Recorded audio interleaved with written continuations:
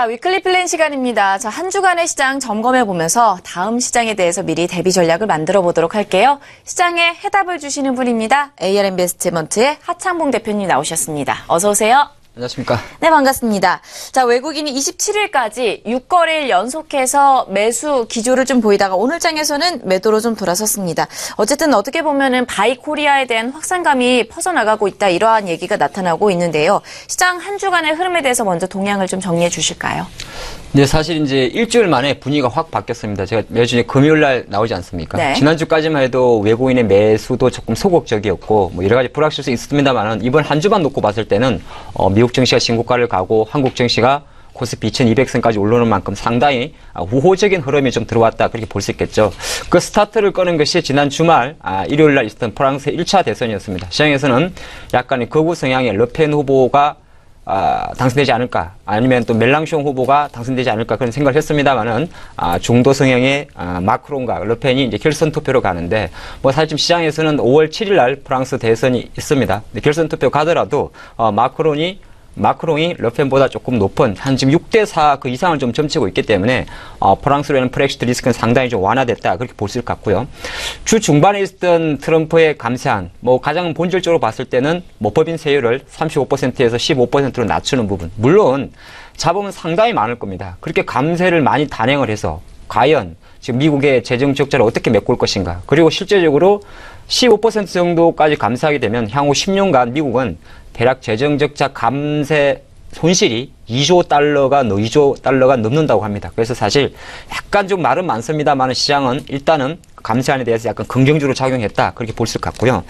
22는 지금 최근에 이제 계속 좀 부담이 되는 것이, 물론 이제 다음 주 초에도 미국 FOMC 회의가 있습니다만은 22에서 혹시 양적 완화 축소라든지 테이퍼링에 대한 이슈를 이야기하지 않을까 했습니다만은 드라이 총재 같은 경우는 현재 수준을 계속 유지를 합니다. 4월부터 축소되어 왔던 월 600억 유로의 양적 완화 국채 매입, 그리고 기준금리 동결 구조를 하면서 일단 시장에 큰 부담을 주지 않았다, 그렇게 볼 수 있을 것 같고요.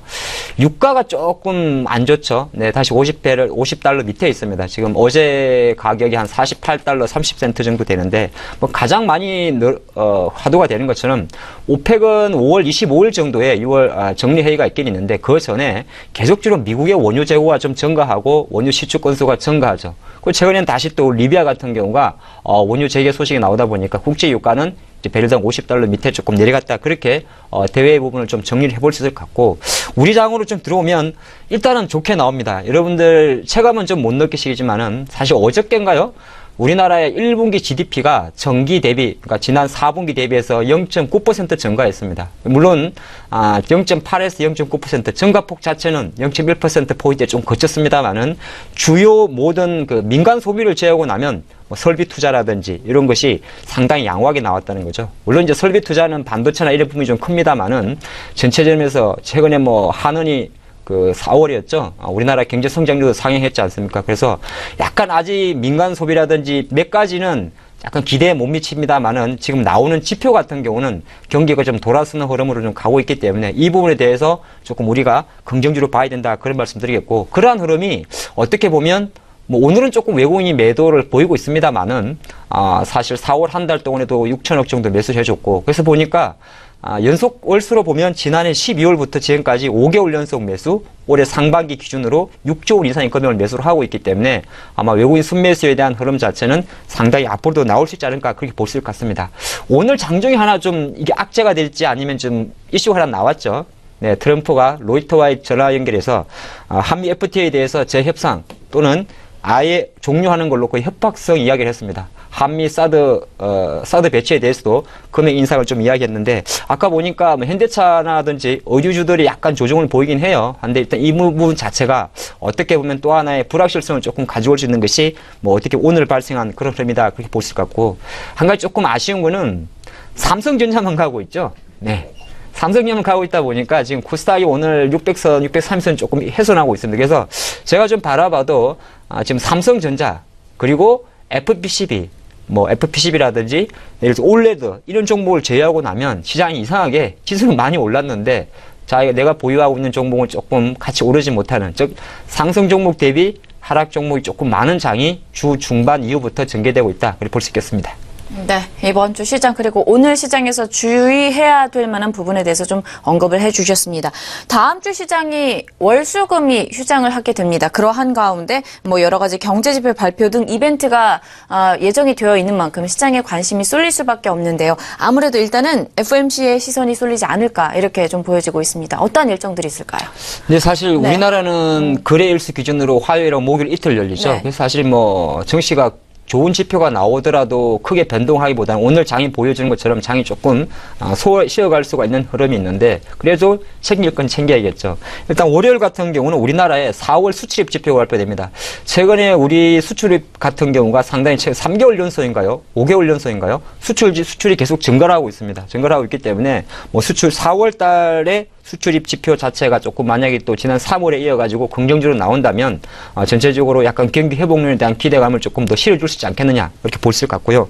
화요일은 미국의 이제 5월달 FOMC 회의가 열립니다. 5월 2일부터 5월 3일까지인데 항상 보면 이 홀수월에는 옐런 의장의 연설이 없습니다. 그래서 홀수월에는 특별히 금리를 정책을 바꾸는 그러질 않아요. 그래서 이번에도 시장에서도 5월 FOMC 회의 같은 경우는 또 기준금리는 동결하지 않겠느냐 그렇게 볼 수 있을 것 같고 막바지 이제 TV 대선 토론 아마 오늘도 한번 하죠. 제가 오늘 하는 걸로 알고 있고 또 5월 2일 날이 이제 마지막입니다. 마지막 TV 토론회인데 워낙 뭐 지금 이제 오늘은 제가 오늘이 경제 분야인가요? 계속 좀 이런 부분 이야기 나오고 있는데 워낙 지금 물론 그 시장에서 이 종목들이 액티브하게 움직이는 않습니다만은 워낙 저도 몇 번 봤는데 이게 토론인지 뭔지 잘 모르겠습니다. 상당히 네거티브 전략이 많다 보니까 좀 그럴 수 있습니다만은 그만큼 이제 우리나라 장미 대선 자체가 5월 9일이니까 막바지에 왔다는 것을 한번 좀 확인한다 그런 말씀 좀 드리겠고요.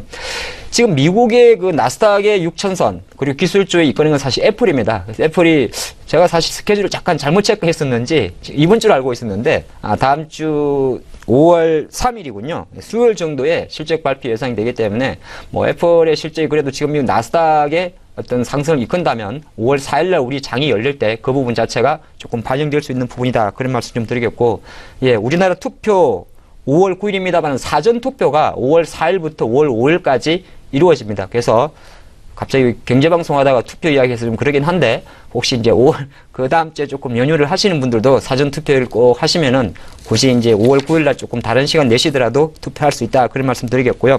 마지막 금요일이 좀 중요합니다. 어린이날, 우리나라 어린이날 휴장인데요. 일단 중요한 것은 한중일 재무장관 회의가 일본 요코하마에서 열립니다. 물론 이 부분에서 우리가 기대할 수 있는 부분은 중국의 사드 문제라든지 또 일본이 전격적으로 중단한 통화 수합 문제에 대해서 일단은 조금 이야기를 한다고 합니다. 물론 구체적인 결론은 안 나오겠습니다만은 삼국의 재무장관이 실제 이 회의를 한다는 걸 좀 체크를 해봐야 될 것 같고 가장 중요한 것은 바로 4월 미국의 고용 동향입니다. 3월 고용 동향이 쇼크 수준으로 나왔죠. 10만 건도 못 미쳤었는데 물론 이제 이 4월 취업자 수모가 5월 FOMC 회의 끝나고 나옵니다. 끝나고 나오는데 중요한 게 만약에 이게 이제 좋게 나와버리면 지금 시장에서 2월 금리 인상세를 이야기하고 있기 때문에 아마 또 그 다음 주 장에 좀 영향을 미치는 만큼 이 5월 5일날 예정된 미국의 4월 비농업 부문 취업자 수는 조금 중요한 체크 포인트다 볼 수 있겠습니다.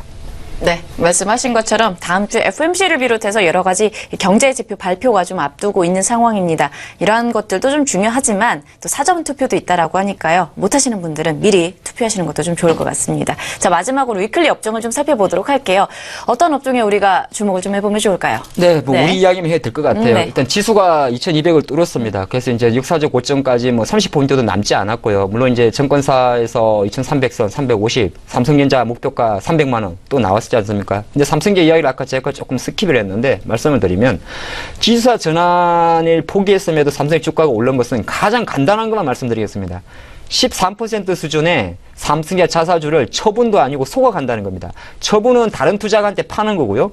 소각한다는 것은 아예 없애버리는 겁니다. 그러면 무슨 말이냐면 삼성전자의 기존 주주 입장에서 13%만큼은 주주 가치가 올라가는 거죠. 그렇기 때문에 삼성전자가 올라가는 겁니다. 뭐 실적도 있습니다만은 자사주 소각 이슈 자체가 상당히 좀 긍정적 이슈로 해석했기 때문에 아마 삼성전자와 코스피 지수의 커플링이 계속 좀 전개될 수 있지 않을까 그렇게 좀 볼 수 있을 것 같고요. 최근에 삼성전자의 강세는 확실히 다른 종목보다도 삼성전기의 커플링이 상당히 돋보입니다. 지금 삼성전자와 전기는 같은 그림으로 가고 있어요. 그렇기 때문에 뭐 삼성전자와 삼성전기에 대해서는 상당히 긍정적 관점으로 계속 보시는 게 좋을 것 같고 제가 약간 고개를 갸우뚱한 기업이 LG입니다. 어제 LG전자 실적 9천억에 육박하는 상당히 호실적을 보였고 LG 디스플레이 같은 경우도 1조 원이 넘는 영업이익을 발표하면서 분기 사상 최대 실적을 보였음에도 불구하고 상당히 강한 차익 매물이 나온다는 것은 일단은 시장의 흐름 자체가 약간 LG 그룹주에 대해서는 선반영적인 측면이 좀 나왔다. 그렇기 때문에 템포 조절 차원에서는 한 번쯤 기다려야 된다. 그런 말씀 좀 드리겠고, 그렇게 된다면 우리가 뭘 공략해야 되느냐? 뭐 삼성전자는 삼성전기는 뭐 늘 하는 말씀이니까 뭐 여러분들이 편하게 좀 보시면 될 것 같고, 제가 바라볼 때는 일단은 다음 주에 물론 거래 일수는 한 이틀밖에 되지 않습니다만은 삼성전자의 주가와 종합주가 지수가 어느 정도 맞춰주면 다른 종목은 내리는 거 아닙니까? 그런 관점에서 오히려 약간 다시 조금 소외받았던 화장품이나 제약 같은 내수 관련주가 조금 움직일 수 있지 않을까. 그렇게 대형주는 좀 접근해 볼 것 같고요. 중소형주는 맨날 제가 똑같은 이야기 드립니다. 그냥 FPCB, OLED, 반도체 장비에 국한을 시키는, 지금도 보면 다 신고가 아니겠습니까? 뭐 BH라든지 SFA, 득산, 네오록스 이런 종목들인데, 일단 뭐 코스닥 쪽에서 봤을 때는 지수는 잘 모르겠습니다. 지수는 사실은 뭐 630에서 지지할 수도 있고 조금 밀릴 수도 있는데, 종목으로 봤을 때는 역시나 올레드 FPCB 쪽에 상당히 한정된 투자를 해야 된다. 그런 말씀드리겠습니다.